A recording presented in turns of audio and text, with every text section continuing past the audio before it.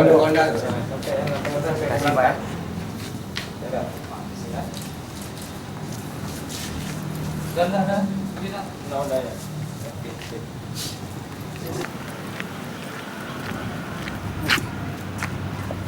Siapa tuh kue? Iya, aku Pak mau jualan. Ini Mana kuenya? dari sini Bang. Mari Pak. Yuk, jadi. Pak Adi Suryono beserta keluarga, juga kepada Pak Kapolres dan seluruh anggota polisi. Mohon maaf yang sebesar-besarnya atas kejadian sikap dan perkataan saya yang tidak senonoh.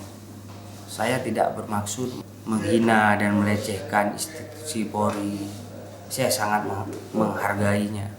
Namun karena reaksi spontan, rasa emosi mungkin, sehingga terjadilah hal seperti itu. Saya berjanji tidak akan melakukannya lagi.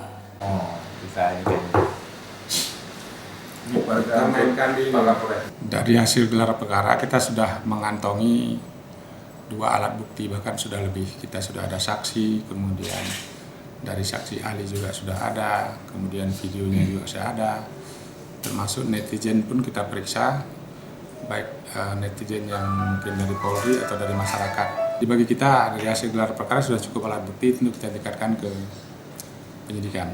Ya, langsung statusnya kita panggil yang bersangkutan, dilayangkan surat hari Senin, diperiksa hari ini sebagai tersangka.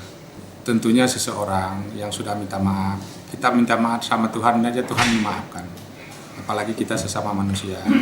Tapi untuk proses hukum, untuk sementara kita tetap tidak lanjuti terus.